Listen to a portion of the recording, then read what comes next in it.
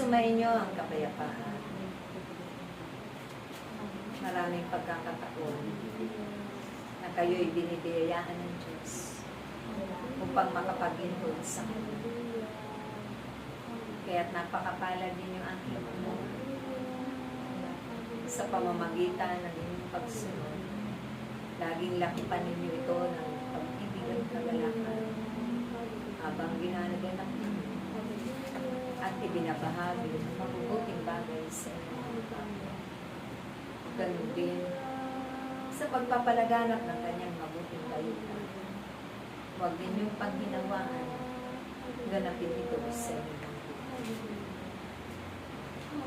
Dahil kung paano kayo kinalingan ng Diyos, ito rin ang inyong ibabahagi sa inyong mga kapwa-tao upang ang kabutihan ay lumaganap at sumakanila rin ang kabutihan.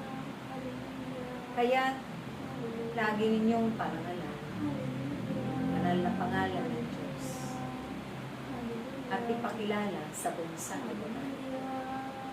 Maraming taong nauuhaw sa kanyang salita na magiging inspirasyon din ito sa kanilang mundo. Ito ang magpapatibay at magpapanumbay ng nananglay nilang pananampalataya sa Diyos.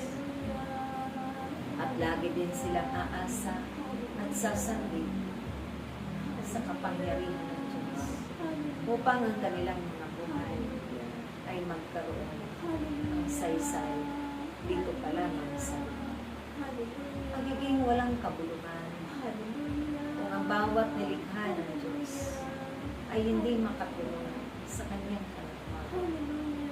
Magiging kaawa-awa ang kanilang kalagayan dahil maraming bagay silang hindi matutulungan, hindi mauunawaan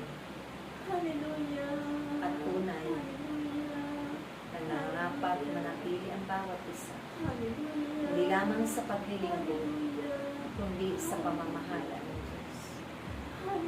Hayaan ninyo na siya ang mamahala sa bawat buhay upang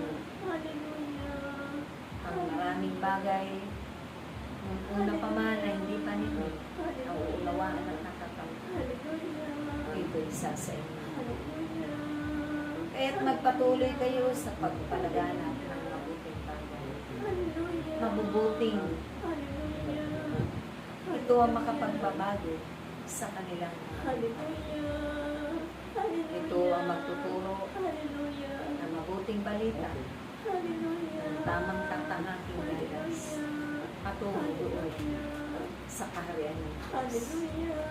Kaya't aking mga anak, naway kayo'y maging masigasig sa pagganap ng lahat ng inyong makukurang upang ibuhos ng Diyos sa inyong kamay sa buhay ang biyaya ng kasaganahan, biyaya ng kaligtasan, biyaya ng kaayusan ng bawat buhay, biyaya ng kaligtaman at karunungan, pagpapahalaga sa kapwa-tao higit sa Diyos na makapangyarihan sa nawa,